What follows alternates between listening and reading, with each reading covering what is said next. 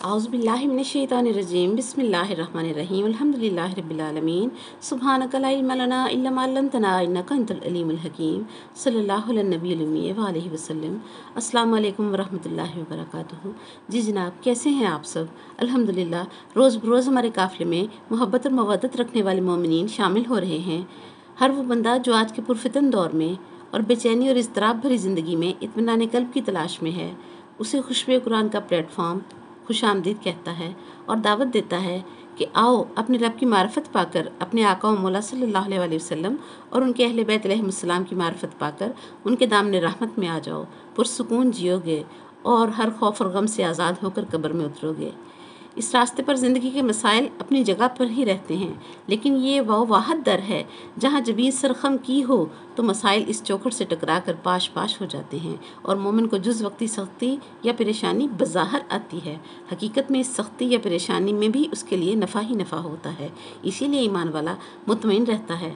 बंदा अपनी हकीकी मंजिल की तरफ बढ़ रहा होता है और जुज़ वक्ती खुशियों की तलाश ख़त्म हो जाती है और बंदा अपने रब के साथ राज़ी रहना सीख लेता है। याद रखने, खुश होना और है और राज़ी रहना और है, और जिसको राज़ी रहने की लज़्ज़त मिल जाती है वो ला खौफुन अलैहिम वला हुम यहज़नून में शुमार हो जाता है।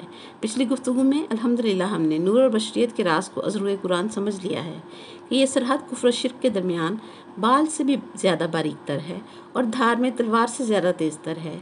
एक तरफ तौहीद है और एक तरफ मखलूक है, और मोहम्मद सल्लल्लाहु अलैहि वसल्लम और आले मोहम्मद सल्लल्लाहु अलैहि वसल्लम को ना अल्लाह कहना है और ना ही आम मखलूक के साथ मिलाना है। बस ये खालिक और मखलूक के दरमियान बाल से बारीक मुकाम पर हैं, और यही वो जज्बा ईमानी है जिससे दहकती हुई जहन्नम भी पनाह मांगती है और ठंडी पड़ जाती है। हमने आयत शजरा की तफसीर में समझा कि अल्लाह करीम ने कलमा तैयबा को शजरा तैयबा की मसल कहा है कि कलमा तैयबा से पहले ये ख़ानदान तत्हीर है। फिर रब फरमाता है कि अस्लुहा साबितुन व फरउहा फिस समाई तूती उकुलहा कुल्ला हीनिन बेज़्नि रब्बिहा। सुभान अल्लाह कि इस शजरा तैयबा की जड़ मजबूत है और एक शाख इसकी आसमान तक जाती है, और ये फल देने के लिए मौसम का मोहताज नहीं है, हर मौसम में फल देता है। कि कुल्ला हीनिन फरमाया कि आँख बंद होकर खुलने के अमल में भी ये फल देता रहता है। और अल्हम्दुलिल्लाह कायनात इस शजरा तैयबा का फल अली मौला के 11 बेटों के इल्म इरफान की सूरत में खा रही है, और इस शजर के पत्तों में भी रोज़ बरोज़ इजाफा हो रहा है। और जैसे जैसे इंसान की रूह बेदार हो रही है और अपना मकसद हयात जानना चाहती है, तो इसी दर की गुलामी में आकर ही उसे मंजिल मिल रही है। इसीलिए तो हर वो आलम और मुबल्लग जो अपनी कब्र में नूर लेकर उतरना चाहता है, ख़ुद को कब्र व हशर की वहशतों से बचाना चाहता है, वो इस घराने के मनाक़िब और फ़ज़ाइल बयान करता है और इस शजरा तैयबा की वो अहमियत जो ख़ुद रब करीम ने अपने कुरान में बयान फरमाई है लोगों तक पहुँचा भी रहा है। इसकी ज़िंदा मिसाल आज के दौर के कई उलमाए हक़ हैं, जिनमें मौलाना तारक जमील साहब सर फहरिस्त हैं। उन्होंने ना सिर्फ खुद गदीर खुम पर किए गए ऐलान रिसालत अली मौला का इकरार किया है, बल्कि अपने सुनने, मानने और चाहने वालों को भी अहले बैत की गुलामी में आने और वलायत अली अलैहिस्सलाम का इकरार करने की दावत और हदायत दी है। वो हमें इस बात का इकरार करते हुए भी मिलते हैं कि जिन मदारिस से उन्होंने तहसील इल्म किया है वहाँ पर अहले बैत अलैहिस्सलाम के मनाक़िब बयान नहीं किए जाते, और ना ही अली मौला का अकीदा पढ़ाया जाता है, और ना ही वलायत अली अलैहिस्सलाम सिखाई और समझाई जाती है। बात कहने वाला बड़ा हो तो बात बड़ी हो जाती है, और जैसे जैसे बोलने वाले की हैसियत बदलती जाती है, कलाम की हैसियत भी बदलती जाती है। बड़े आलम की बात सबकी समझ में आ जाती है। इसीलिए मैंने ये बात की है। इस शजरा तैयबा के पत्ते बन जाओ ताकि पहचाने जाओ, और टहनियों से लगे रहो। अपने ज़माने के इमाम की मार्फत हासिल करो और एतबार करो टहनियों पर कि तुम्हारा हर तरह से ख्याल रखेंगी, तुम्हें सरसब्ज रखेंगी। अल्लाह अकबर।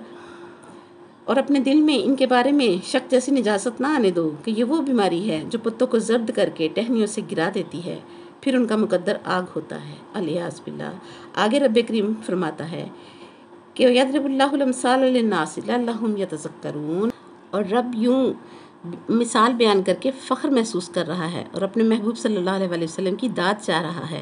अल्लाह अकबर। सूरह हज में रब ने इरशाद फरमाया, या अय्युहन्नासु ज़ुरिबा मसलुन फस्तमिउ लहू इन्नल लज़ीना तदऊन मिन दूनिल्लाहि लन यख़्लुक़ू ज़ुबाबन वलौ इज्तमऊ लहू वन यस्लुबहुमुज़ ज़ुबाबु शयअन ला यस्तनक़िज़ूहु मिन्हु ज़अफ़त तालिब वल मतलूब मा क़दरुल्लाह हक़्क़ क़द्रिही इन्नल्लाहा लक़विय्युन अज़ीज़। सुभान अल्लाह। रब फरमाता है, ए लोगो, मसल बयान की जा रही है, गौर से सुनो।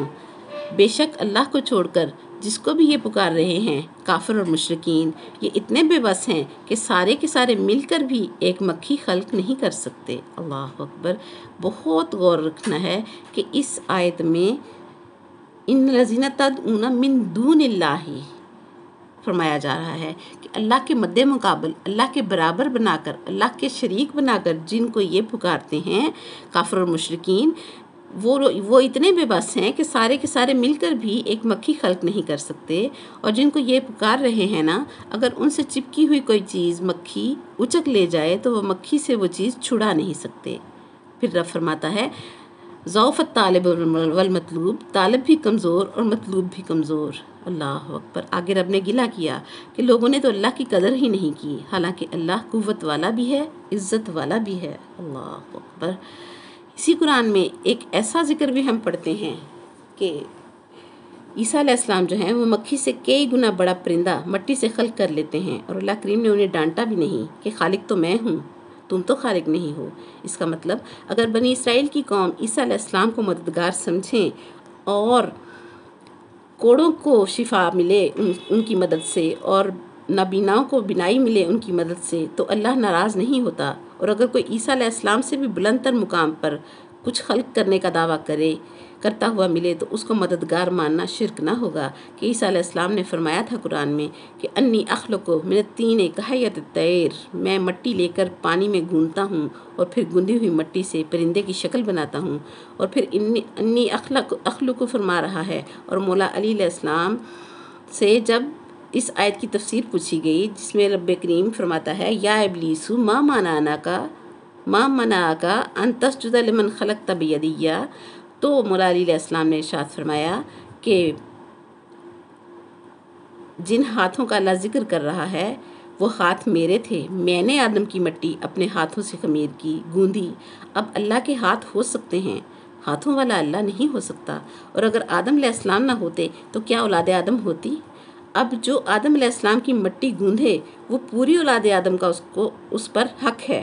جو پرندے کا خالق ہے اس سے بنی اسرائیل نے دکھوں بیماریوں سے شفا اور مدد مانگی، اور اللہ کریم نے ان کا مدد مانگنا قرآن میں بیان فرما کر واضح کر دیا کہ یہ اللہ کریم کو ناگوار نہیں ہے۔ تو پھر وہ دعوے دار جو آدم علیہ السلام کی مٹی خمیر کرنے کا دعویٰ کر رہا ہے، اس سے مشکلوں میں مشکل کشائی کا سوال کرنا شرک کیسے ہے؟ یا علی مدد کہنا معیوب کیسے ہے؟ اللہ اکبر۔ کہ ملا کا سارا زور اس بات پر ہے کہ ایاک نعبد و ایاک نستعین پڑھ کر یا علی مدد کہنا شرک ہو جاتا ہے، نعوذ باللہ۔ دیکھیں جب ہم سورہ فاتحہ میں بھی ایاک نعبد و ایاک نستعین پڑھتے ہیں تو اس سے پہلے ہم اللہ کی حمد بیان کرتے ہیں، اس کو الرحمن الرحیم مانتے ہیں، اور پھر اس کو مالک یوم الدین مان کر پھر ہم کہتے ہیں ایاک نعبد و ایاک نستعین۔ معلوم ہوا صرف عبادت اللہ کریم کی ہے، اور اس عبادت میں مدد بھی اللہ کریم سے ہی میں مانگتا ہوں کہ میں نے تجھے جو کچھ مانا ہے، تجھے رب مانا ہے، رحمان مانا ہے، رحیم مانا ہے، مالک یوم الدین مانا ہے، میں یہ مرتے دم تک مانتا رہوں، غافل نہ ہو جاؤں، اللہ اکبر، یا نعوذ باللہ گمراہ نہ ہو جاؤں۔ اس لیے تیری عبادت میں تجھ ہی سے مدد مانگتا ہوں کہ تو مجھے اس راستے پر استقامت عطا فرما۔ یہ آیت کھلم کھلا حکم دے رہی ہے، اور سورہ فاتحہ میں پورا روڈ میپ دے دیا گیا ہے، کسی اور طرف جانے کی ضرورت ہی نہیں۔ ہر بندہ جو عقل تھوڑی بہت بھی رکھتا ہے وہ سمجھتا ہے کہ کہیں نہ کہیں زندگی میں مختلف مقامات پر مختلف لوگوں سے مدد لینی پڑتی ہے، ڈاکٹر سے، ماں سے، باپ سے، سیڑھی کی مدد لینی پڑتی ہے اوپر چڑھنے کے لیے، گاڑی کی مدد لینی پڑتی ہے سفر کرنے کے لیے۔ زندہ بندہ مدد کا محتاج ہوتا ہے، یہاں تک کہ ملا خود بھی اسپیکر اور یوٹیوب کی مدد لیتا ہے۔ یہ سب اللہ نہیں ہے۔ تو پھر واضح ہو گیا کہ اے اللہ تیری بندگی کی راہ پر استقامت سے جیتا رہوں اور مرتے دم تک تیری عبادت کرتا رہوں، تو اس عبادت میں تجھ ہی سے مدد مانگتا ہوں۔ سبحان اللہ۔ اب اللہ کیسے مدد کرے گا؟ اللہ اکبر۔ رب نے خود ہی راستہ بتایا، کسی ایرے گہرے بت سے مدد نہ لینا۔ اہدنا الصراط المستقیم، ایک ہی راستہ سیدھا ہے، 73 راستے سیدھے نہیں ہیں۔